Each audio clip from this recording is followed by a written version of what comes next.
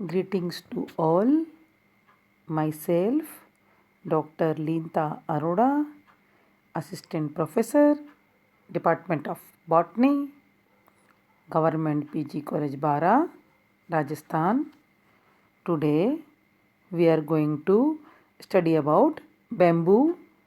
बच्चों, आज हम बांस के बारे में डिटेल में स्टडी करेंगे। बांस बच्चों आप जानते हैं घरेलू उपयोग के लिए एक हमारे लिए इम्पोर्टेंट है। ये बांस हमारे लिए मानव सभ्यता के विकास के साथ ही बांस का हमारे साथ बहुत अधिक निकट संबंध रहा है। बांस ने मानव जीवन जो है, हमारा सामान्य जीवन है, उसको बहुत अधिक प्रभावित किया है। ये हमारे लिए बहुउपयोगी सामग्री के रूप में काम आता है। इसकी विविध उपयोगिता के कारण ही बांस को जंगल का हरा सोना कहा जाता है। हम इसके इंट्रोडक्शन पे आते हैं। Bamboo plant of the family Poaceae, grass family. Bamboo जो है बॉटनिकल नेम इसका क्या है? बेम्बूसा एरुंडिनेसिया। ये ग्रैमिनी या पोएसी जो ग्रास फैमिली है उसके अंतर्गत आता है। Largest grass, sometime height in 30 metre. सबसे लंबी घास के रूप में से जाना जाता है, जिसकी हाइट 30 मीटर तक होती है। The stalk are round, rarely care jointed, sometimes theory and hollow or solid with evergreen or deciduous leaves। इसका यूजफुल प्लांट पार्ट क्या है? इसका तरुण प्रारोह, कलम स्तंभ, और इसका जो स्त्राव निकलता है इसके अंदर से वंशलोचन स्त्राव, ये हमारे लिए यूजफुल होता है। Growing region in India. वितरण व उत्पादक देश। विश्व में कहाँ कहाँ पाया जाता है और भारत में कहाँ कहाँ आता है? Growing region in India, north eastern state, the eastern Ghat, Chhattisgarh, Madhya Pradesh, Andaman Nicobar island में ये पाया जाता है अधिकता में। बांस की खेती विश्व में कई देशों में की जाती है। वहाँ ये प्राकृतिक रूप से वनों में इसकी उपस्थिति देखी गई है। विश्व में चीन व भारत बांस उत्पादन में प्रथम व द्वितीय स्थान पर आते हैं। चीन भारत विश्व में बांस उत्पादन में प्रथम स्थान पर आता है और भारत का स्थान द्वितीय है। इसके अतिरिक्त Sri Lanka, Burma, Bangladesh, Pakistan, Malaysia, Indonesia, Philippines, West Indies, दक्षिणी अमेरिका में भी बांस की पैदावार होती है। अभी लेटेस्ट में ऑस्ट्रेलिया तथा यूरोप में भी बांस का प्रवेश हो चुका है, वहाँ भी इसकी खेती की जाने लगी। भारत में असम, पश्चिम बंगाल, अरुणाचल प्रदेश, मेघालय, मिजोरम, नागालैंड, सिक्किम, त्रिपुरा ये अधिक बांस उगाने वाले राज्य हैं। इसके अलावा छत्तीसगढ़, मध्य प्रदेश, इसमें भी अंडमान निकोबार, ये सब जगह खेती की जाती है इसकी बांस की। राजस्थान के दक्षिणी जिलों जैसे चित्तौड़गढ़, बांसवाड़ा, डूंगरपुर में बांस के सीमित वन हैं, यहाँ पर भी बांस उगाया जाता है। Suitable soil.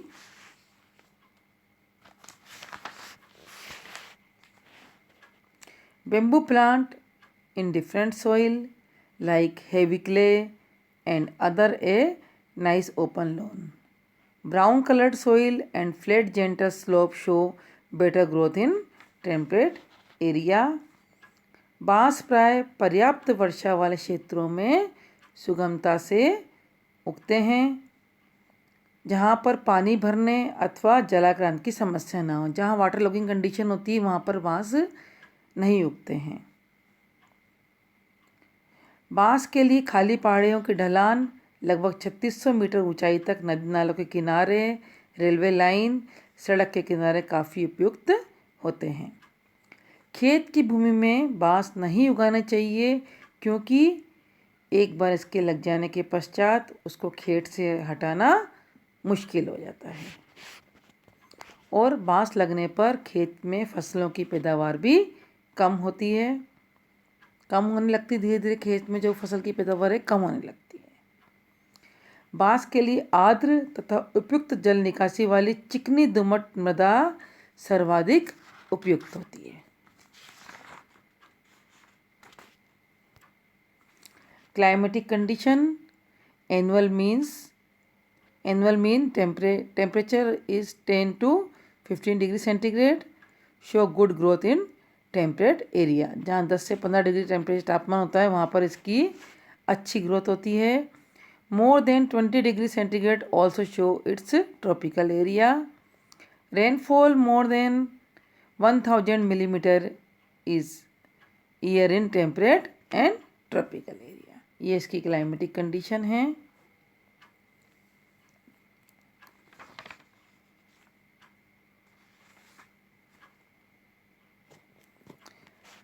Bamboo has a long and well-established tradition as a building material throughout the world, tropical and subtropical.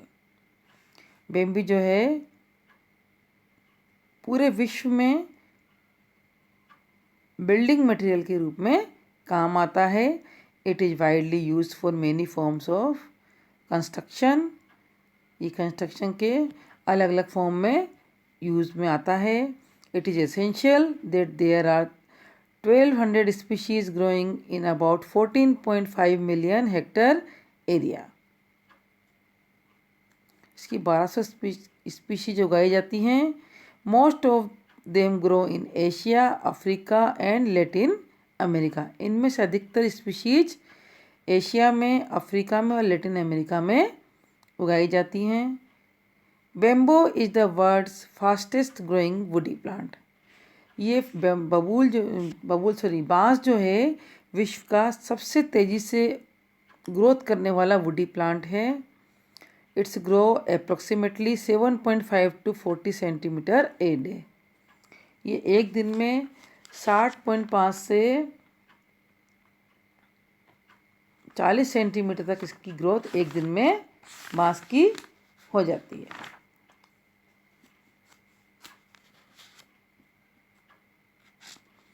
It's grow approximately 7.5 to 40 centimeter a day, with world record being 1.22 in 24 hours in Japan. और इसका world record है कि Japan में इसकी एक दिन के अंदर 24 आवर्स में 1.2 मीटर इसकी ग्रोथ हो गई थी। Bamboo grows 3 times faster than most other species. जो भी प्लांट्स की स्पीशीज है उससे 3 गुना तेज़ी से इसकी ग्रोथ होती है। Bamboo also excel in biomass production. It has been used successfully to rehabilitate soil रिवेंज बाय ब्रिक मेकिंग।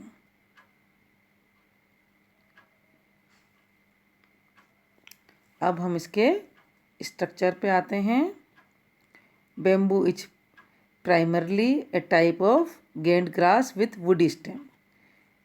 बांस जो है एक ही लंबी घासों के रूप में जाना जाता है, लेकिन इसमें वुडी तना होता है। इसका बांस बहुवर्षीय, सदाहरित या पर्णपाती 6 से अधिकतम 30 मीटर लंबी घासें हैं। The stem are called shoots when the plant is young and culm when the plant is mature. इसके स्तंभ जो जब यंग होता है तो इसे शूट्स कहते हैं, और जब ये मैच्योर हो जाता है तो इसे हम क्या कहते हैं, प्लांट जब मैच्योर हो जाता है तो इसको हम कल्म कहते हैं। इसके स्तंभ काष्ठीय व संधित होता है, जॉइंटेड होता है। इसको सामान्यतः मैच्योर स्टेज में कल्म कहते हैं। कल्म भूमिगत काष्ठीय प्रकंद से उत्पन्न होते हैं। Each bamboo plant consists of 2 parts, the culm stem that grow above the ground and the underground rhizome that bear the root of plant. Her bamboo plant के 2 पार्ट होते हैं, एक पार्ट तो इसका कल्म है या स्टेम है जो कि इसके राइजोम से उत्पन्न होते हैं। दूसरा अंडरग्राउंड पार्ट राइजोम है जिसके अंदर की इसकी जड़ें पाई जाती हैं। कल्म भूमिगत शाकीय प्रकंद राइजोम से उत्पन्न होते हैं जो अधिकतर एक साथ 30 से लेकर 100 के समूह में कल्म को उत्पन्न करता है। कल्म चिकने, हरे या पीले, चमकदार, बेलनाकार, पर्व प्राय खोखले, जबकि पर्व संधि के स्थान पर एक अनुप्रस्थ पट होता है। डेंड्रोकेलेमस ऑक्सीटिनेंथेरा तथा थेम्नोकेलेमस की कुछ जातियों में कलमों के पर्व जो होते हैं वो ठोस होते हैं। इन जातियों को पुरुष बांस कहते हैं। जिनके कि पर्व ठोस होते हैं उन्हें क्या बोलते हैं? पुरुष बांस कहते हैं, जबकि खोखले पर्वों वाली जातियों को नारी बांस कहते हैं। पर्णे अर्धएकांतरित, भालाकार, लिग्यूल युक्त, पर्णफलक में समानांतर बहुशिरीय शिराविन्यास पाया जाता है। A single bamboo clump can produce up to 15 kilometers of usable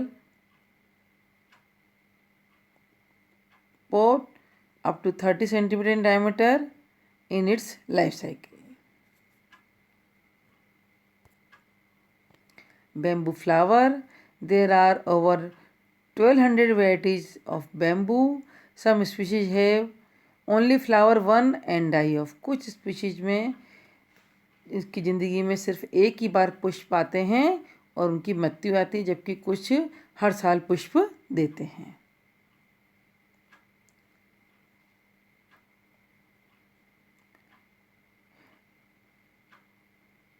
पुष्पक्रम पर्णरहित, बहुपुष्पी गोलाकार स्पाइक, स्पाइकलेट अंडाकार, द्विलिंगी, पुष्प छोटे, अनाकर्षक, तुषरूप, ग्लूम्स, अंडाकार, नोकदार, नोक कांटेनुमा, शूकरहित, लेडिकुलेट होती है इसके अंदर। इसका फल कैरेप्सिस होता है जो गेहूं के दाने के समान दिखाई देता है।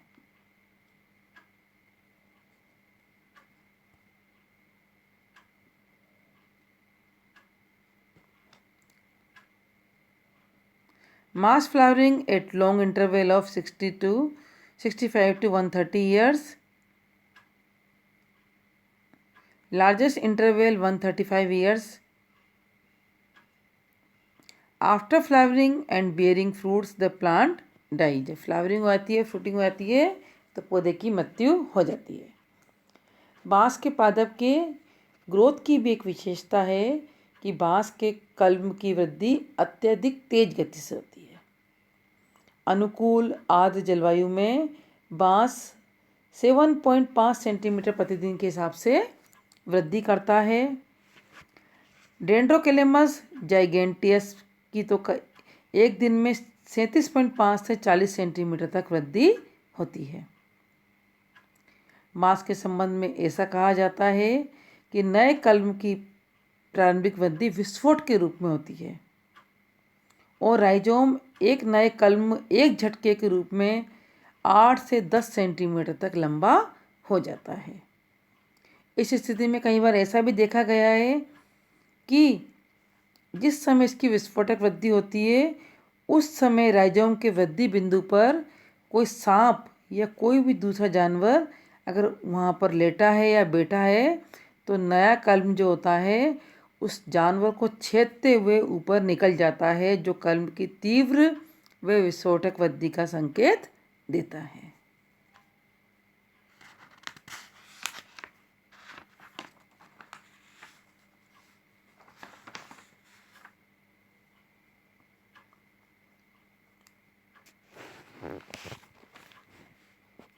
बेम्बू प्रोपेगेशन बेम्बू प्रोपेगेशन से पहले मैं आपको फ्लावरिंग के बारे में एक बार फिर बताना चाहती हूँ। बांस की अधिकांश जातियाँ अपने पूरे जीवन काल में हैं एक ही बार पुष्पन करती हैं।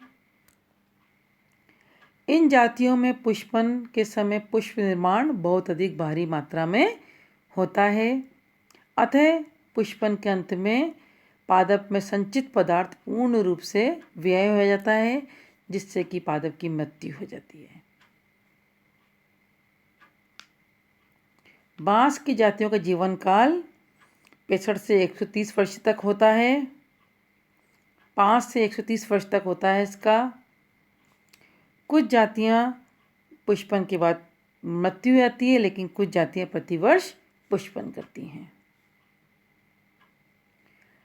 बांस के बारे में कई कुप्रथाएं भी प्रचलित हैं। पुराने समय में ऐसा कहा जाता था कि बांसों में अगर पुष्पन हो गया है तो वो अशुभ व अकाल पड़ने का सूचक होता है। ऐसी आम धारणा आज भी है कि जिस भी वर्ष बांस में पुष्पन होगा उस वर्ष अवश्य ही अकाल पड़ेगा। इसका साइंटिफिक रीज़न पे किसी ने ध्यान नहीं दिया। साइंटिफिक रीज़न ये है कि बांस में पुष्पन अत्यधिक भारी मात्रा में होता है, अतः बीजों का निर्माण भी अत्यधिक मात्रा में होता है। पके हुए बीज वन की भूमि पर एक मोटी परत बना देते हैं। जिस बांसों में बीज बनते हैं उनकी समस्त ऊर्जा, क्षमता व संचय पदार्थ समाप्त हो जाते हैं, वह ये बांस सूखकर मर जाते हैं। कुछ क्षेत्रों में अभी भी ये प्रथा है कि जिस बांस के झुरमुट में, क्लम्प में पुष्पन के संकेत मिलते हैं उसे जड़ से काट दिया जाता है, ताकि इसके पुष्पन के कुप्रभाव अन्य बांसों पर ना पहुँचे। पुष्पन वाले वर्ष जब जमीन पर पौष्टिक बीजों की प्रचुरता होती है तो बीज खाने वाले कई जंतु जैसे कि जंगली चूहे, सूअर व खरगोश आदि में प्रजनन क्षमता में एकाएक भारी वृद्धि हो जाती है। जब उनकी प्रजनन क्षमता एकाएक वृद्धि होगी तो उनकी संख्या भी द्रुत गति से बढ़ेगी, जिससे कि सभी जंतुओं की संख्या द्रुत गति से बढ़ती है। बीजों की उपलब्धता तक ये जंतु वन में रहते हैं, लेकिन जैसे ही ये बीज समाप्त होते हैं तो ये निकटवर्ती खेतों, जितने भी निकटवर्ती खेत हैं वहाँ निकटवर्ती खेतों वे आबादी में चले जाते हैं, जहाँ पर ये खड़ी फसल को वे भंडारित वस्तुओं को भारी नुकसान पहुँचाते हैं, जो कि गंभीर अकाल का कारण बनते हैं। पुष्पन से बांस के पौधे की मृत्यु हो जाने पर आगामी वर्षों में बांस पर जीविका चलाने वाले मानव परिवार बेरोजगारी व भुखमरी का शिकार होते हैं। इस वीडियो में बच्चों मैं आपको इतना ही बताती हूँ। नेक्स्ट वीडियो में मैं आपको कल्टीवेशन ऑफ बैम्बू और इसके इकोनॉमिक यूजेस क्या हैं वे आपको मैं नेक्स्ट वीडियो में बताऊंगी। धन्यवाद बच्चों, थैंक यू सो मच।